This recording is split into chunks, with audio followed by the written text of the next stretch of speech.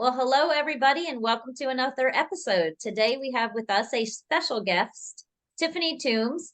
You may know Tiffany as an international speaker and leading expert on rewiring the unconscious mind for success and tapping into your personal potential. For over 20 years, Tiffany has educated and transformed the lives of people across the world.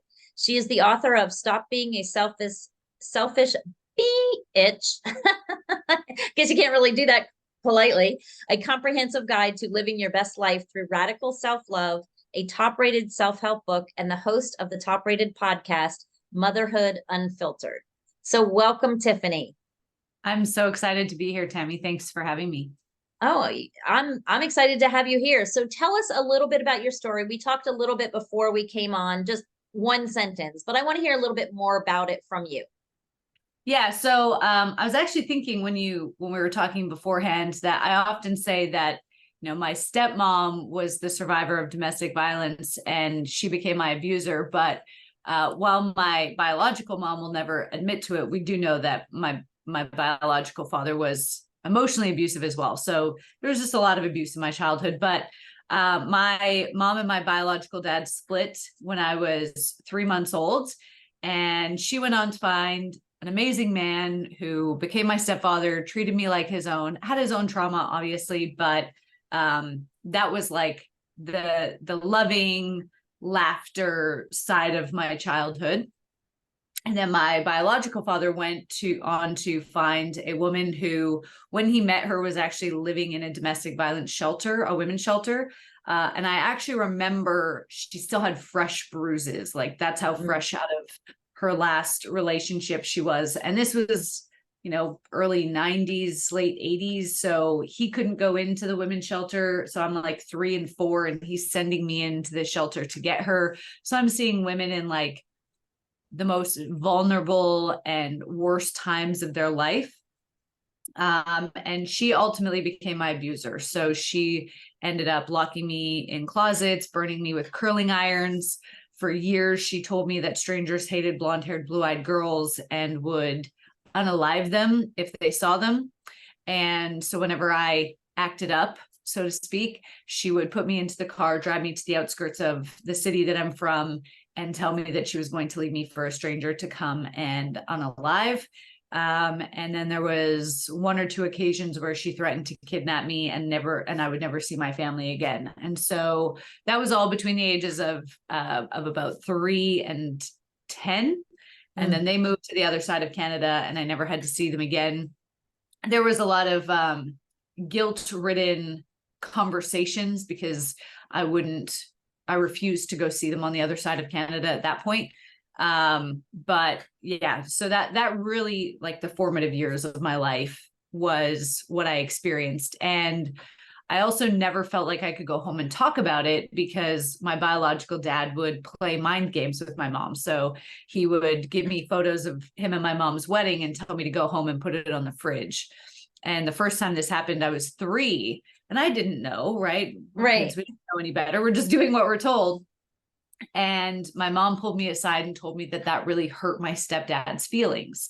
And so from the age of 3, I realized I had to compartmentalize my 2 lives. And I was responsible for all the adults' feelings.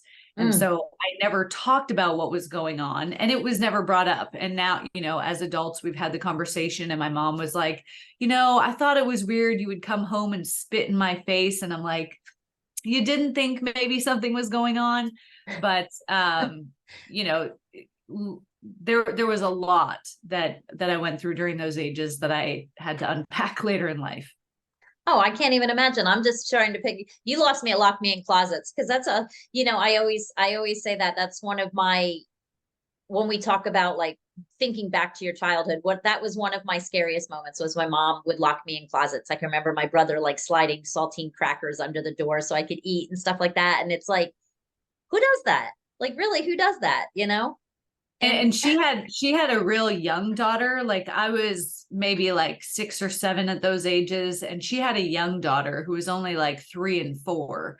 And her daughter would be on the other side of the door being like, are you okay? And again, I was responsible for everybody else's feelings. So her daughter's freaking out that I'm locked in the closet, and I'm having to comfort the person on the outside that I'm okay and that it's okay that I'm in here. It was just like a really messed up situation.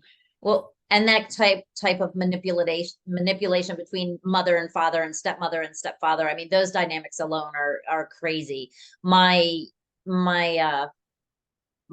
father actually married my mother's best friend.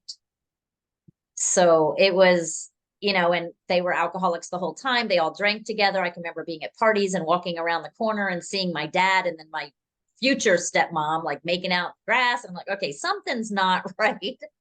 It's just nuts, like crazy. So you talk a lot about, I mean, one thing you wrote in your message to me here that I want to kind of stress or talk about is the childhood chaos leading to stress addiction, because I like the way you worded that. Talk a little bit about that. Yeah. So I think I've met one adult ever who didn't have a nervous system and a body that was stuck in what I call stress addiction. So kind of the long of the short of the science is that every time we have a thought, our body releases a hormone in response to that thought, and that causes a feeling or an emotion, which then leads to more thoughts of the same quality. Now, on the average day, we have 60,000 thoughts, and 80% of those are negative. So for 80% of our day, we're pumping out these stress hormones. Now, over time, if you imagine that we had like a thermostat, right, that always brought us back to a default emotion. When we're constantly being pumped full of stress hormone, over time, that resets our emotional thermostat to stress, anxiety, depression, overwhelm, overstimulation, overthinking, whatever it is. And so that's where we feel most comfortable. But on top of that, our body cells actually start to become chemically addicted to cortisol and adrenaline, our two main stress hormones. And so for a lot of people, like, it's easy to say like adult life creates this stress addiction with, keeping up with the Joneses and climbing the corporate ladder and just the hustle and bustle of day-to-day life. But for most people, it actually starts in childhood, because if your childhood is chaotic, that's what you learn is normal. And so that's where you feel most comfortable. And you'll look to recreate that chaos in all aspects of your life when you grow up. So, I used to do it in relationships. I would date the nice guy instead of friend zoning him. But then that would, I'd be like, this is so boring. There's no, we call it chemistry or passion, but there's just no drama. Right. Or, we do it with our finances. We get in a ton of debt and then we're living paycheck to paycheck to pay that off. Or, we make bad financial decisions. Or, in business, the way it shows up is we'll have a really good month and then we just can't show up the next month. And it's like we have to have our back against the wall. So most of the people who come to me who are in stress addiction, they're like, there's this situation in my life. I'm sick of the revenue roller coaster. I'm sick of always fighting in my relationship. I'm sick of these things. When we trace it back to it's like beginning time, it's sometime in childhood where there was a ton of chaos and they learned that's what was normal. And to the unconscious mind, to the nervous system, normal equals safe. Right. And it's really sad that, I know the brain likes familiarity. So it doesn't, you're better off being comfortable with something just because you know it, even if it's so painful and it's so painful to get out of that and to get out of that comfort zone, even though it can be a horrible comfort zone. I remember, go ahead. I was going to say, somebody said to me recently, in the personal development industry, there's this saying like, get comfortable being uncomfortable. But that's not true, because most people, their comfort zone is incredibly uncomfortable. They're already used to being uncomfortable, but they're comfortable with the discomfort of the familiarity. Yeah. And so what it is we have to become certain, or we have to become familiar in the unfamiliarity to create a new life. Right. And really what you need to do is you need to, like you said, come out of that subconscious reactions and overdoing and just, it's like positive manifestations or positive affirmations. You can say anything you want to say to yourself, but at the end of the day, when the rubber hits the road and you got to make a split decision, you're still doing it from your subconscious mind. You're still reacting from that. So it's like you need to change your comfort zone to be one of not discomfort. I mean, I'm sure. So with the expressions that people say to you, did you ever go through this? Did you ever go through this in your life where someone said to you, well, how does that make you feel? And you didn't even feel because you were so numb? Yeah. Oh yeah. And like the other major one that came up for me was I had this deep sense of like rejection and abandonment.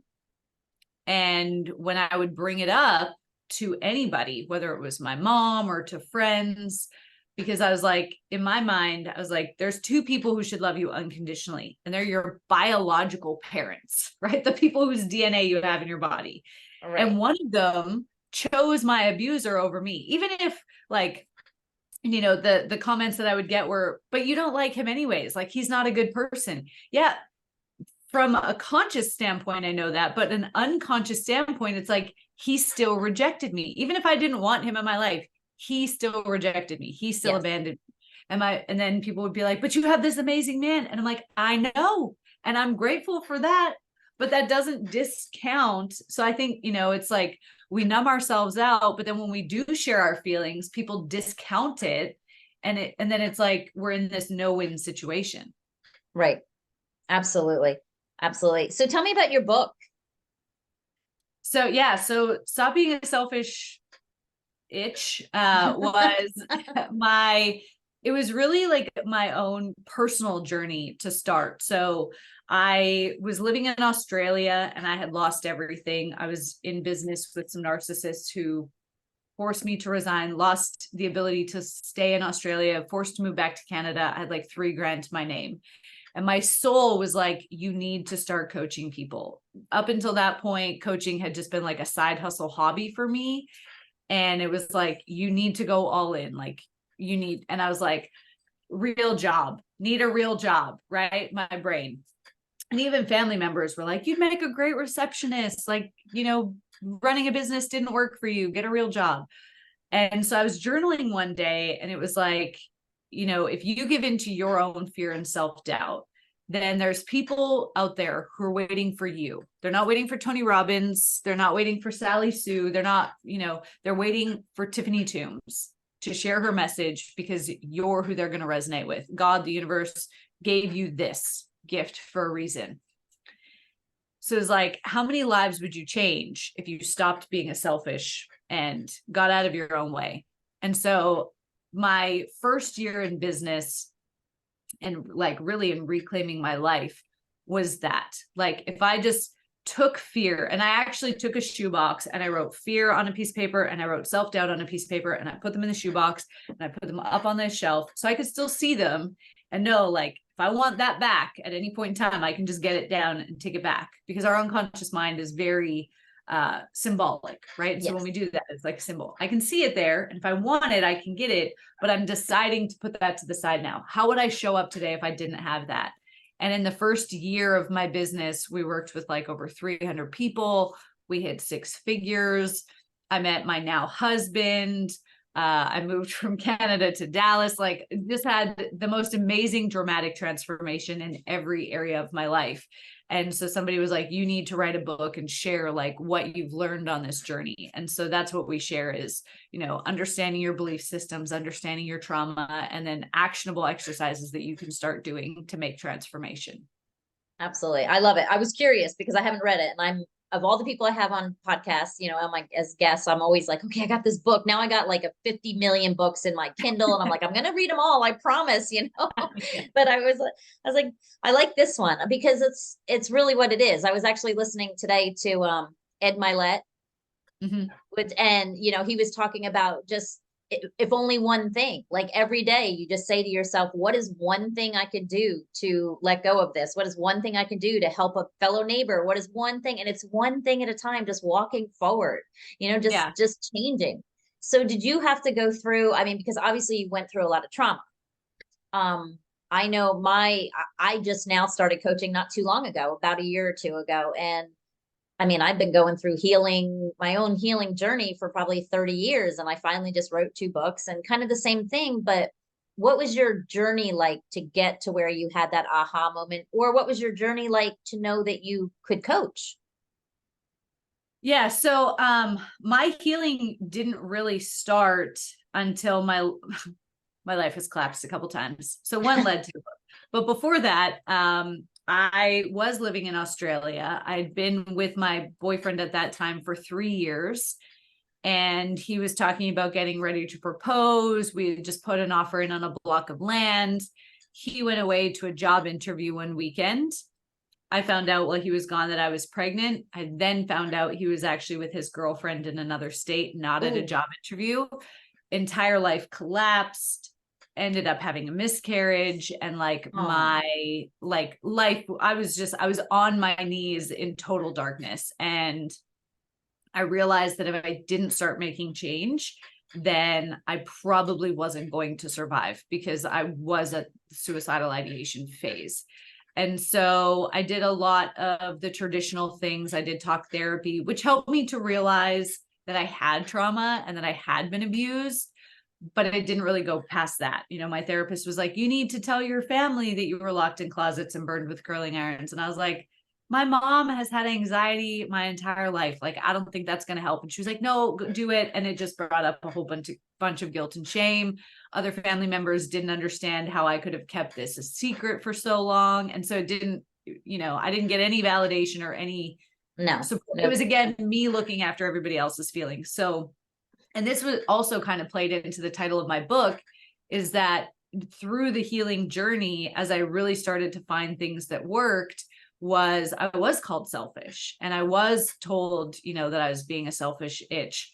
And I think for a lot of people, especially when you've had trauma and you take on like that empath wound, where now you're responsible for everybody else's emotions, you're the people pleaser, that hearing that can be really jarring to our healing journey. And so for me, the most selfish thing is to not share your gifts and your healing with the world, as opposed to you sharing it. Is it going to ruffle some feathers? Absolutely. And like, you know, people are going to have their own interpretations of it. My parents were like, oh, you said your childhood was terrible. I'm like, literally those words have never come out of my mouth. I've said I had 2 different childhoods, one of love and laughter and one full of trauma.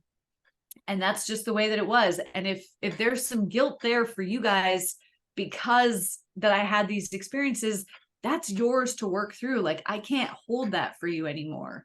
Right. So the point that I went on my whole healing journey just for myself. I had no plans of coaching. There was a couple times where like the seeds of like, oh, maybe I would like to coach came up. And then I would start accountability coaching. And I was like, I just feel like a babysitter to adults. And so I don't like this. But when I found the tools that I use now, I use NLP, hypnosis, and some somatic tools. That was a game changer. And I realized that I really had a love for like the neuroscience, the deep understanding of what's going on in the brain. And that was when I knew that I wanted to start sharing it with the world. It just like, it lit a fire in me that I was like, I can't stop learning about this. And now I can't stop talking about it. So I need to share it at a deeper level. And I think that's exactly what I would be like, okay, before someone's going to hypnotize me, I'm going to get certified to be a hypnotherapist, because I'm not having anybody do anything on me unless I can call them out on it, you know? So same thing. I ended up with a master NLP certification, and I've tapped out people at the airport that are getting afraid to fly that I've never even met. I'm like, hey, you ever heard of EFT tapping? Can you give me 5 minutes? Like, you know, and people are like, what are you doing? I'm like, well, just in case I have to sit next to her on the plane, you know? Like, I want to make sure she's good. But yeah, no, I totally get it. And everybody's aha moment is different. So many people I talk to, it's around a child, you know, or a child getting ready to be born. And all of a sudden you're like, oh my gosh, what are all these things I need to unpack to figure out so that I can be a good model, or so I can be a good example for this child, you know? So yours was a little different. Yeah. That being said, my son was born in 2022. He's almost 18 months now. And that was like the whole next level of my healing. Like, I went through a cycle, and then when I got pregnant with him, it brought up just the next layer deep, right? We peeled one more layer off the onion, and I went through another healing cycle. Yep. And there's going to be many more, because that's just part of the game. That's just, That's the thing I wish somebody had told me at the beginning. I thought there was like an exit point, like a destination of like, I'm shiny and healed, but that doesn't exist in this life. no. And because something's always going to come up, because I always say, like, God doesn't give you stuff that you can't handle right now. He's going to throw it at you bits and pieces so that you can deal with it and put it in its own space and deal with it and then move on to the next thing. But Yeah. I mean, you've already gone through the test. You survived the Yeah. test. Now you have the testimony. So now it's like just moving forward again, continuing to move forward. So you do mostly with your clients, you do NLP work and hypnosis. Is that what you focus on, or? Yeah. Yeah. For the most part, we use the hypnosis, an active form of hypnosis, to unpack, to do the inner child healing, to reclaim their power. And then we'll tidy up any limiting beliefs with NLP. Nice. Very nice. So tell us, what are you working on now? Are there any big projects? Are you just doing one-on-one coaching, or what is your platform? So right now we have introduced, and where my focus is providing high quality healing tools for people that are at a low cost. Because when I started, I mean, if I had money, I probably would have been able to jump into the $5,000 and $10,000 courses earlier. I don't know that I would have, because investing that much in myself back then would have felt crazy. But I didn't have a whole lot of money. I was living paycheck to paycheck. And so I did look for a lot of like free or very low cost things. And those I found tended to be low quality. And so, my healing journey probably took 5 years longer than it needed to the first cycle. Because I had to like slowly build up how much money I could spend to get into some of the higher quality things, to go deeper. So we want to make sure, and we know that trauma impacts everybody, but it also, the people who stay stuck in financial disempowerment are more likely to perpetuate. So that's what we've been working on, is a very high quality, low cost option for people to start their healing journey and to get powerful tools that help them make powerful shifts. Well, and I love it. And it doesn't cost a lot of money to make those shifts for yourself if you're willing to do the work. If you just need to have the tools. So I love it that you have a toolbox for people. And I kind of do very much the similar thing. Like I do a group coaching, and people are like, why don't you charge $10,000 for it? Because I'm the same way. Like, they didn't even have the internet when I started my process. So like what I wouldn't have done to have all those resources at my hand, but it was literally, there wasn't options. And I'm like, no, everybody should have access to getting better and self-care. And it's just, you don't know what you don't know. Yeah. I mean, we do have $15,000 programs, but we also have 27 for people who either aren't ready or can't make that leap. Right. And sometimes it's just making people aware, because I talk to people that are 50, 60, 70 years old, and they don't say, I'm not stuck. They don't use those words like I'm stuck. They use words like, oh God, I've just never been happy. I can't pick the right people. I just can't say no. I can't, I'm just not happy with money, relationship, work, nothing. It's like, and like you said, 99% of the time, if you trace it back far enough, it has nothing to do with what's going on right now. It's what happened 40 years ago. Yeah, absolutely. Yeah, that's cool. So if people want to talk to you, want to get hold of you, want to work with you, what is the best place they can reach you? So social media or email. So email being tiffany@bluelotusmind.com. Otherwise, I'm on every social media platform, but most active on Facebook and TikTok. If you just search Tiffany Toombs, you'll find me. Okay. And I'll put all your links in the show notes and all that other good stuff. But perfect. I love your perception. I like to get different things. And that's why we do this show, is to have different perceptions of different things. And you've had different experiences. All of our experiences are unique. But at the same time, it all goes back to childhood. It goes back to those limiting beliefs. It goes back to that inner child, and that, the damage that was done before you were able to make your own conscious decisions as to what you should believe. Yeah. So I love that you work on that. So if you had to give people some words of wisdom or advice from Tiffany Toombs, what would it be? So I would say that somebody else's trauma, and how good or how bad it was, does not take away from your own experience. I did this, and I've run into a lot of people who are like, somebody else had it worse. Your nervous system isn't going, you know what? You're right. That person had it worse. So I'm only going to mildly dysregulate you. It just goes dysregulated or not. Like there's trauma or there's not. And so we don't have to compare ourselves. We don't have to judge ourselves. It's not a contest.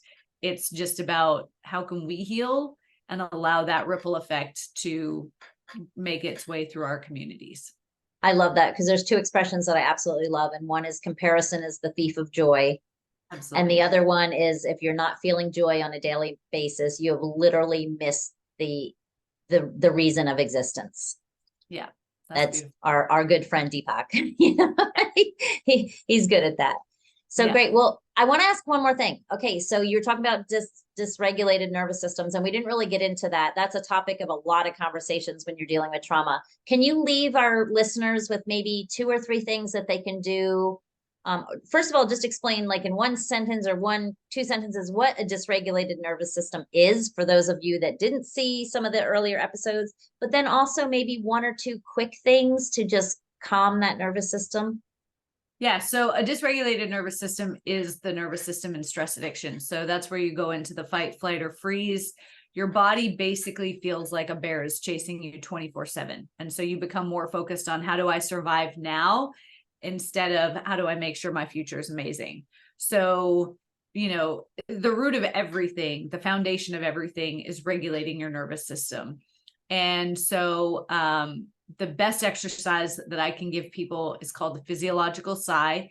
I'll demonstrate it, but it's a double inhale, exhale. So breathe in through the nose, pause, breathe in again, and then full exhale through the mouth. So it looks like this. Pause. And so do a minimum of 4 rounds, but if you can, do 5 to 10 minutes of that every single morning.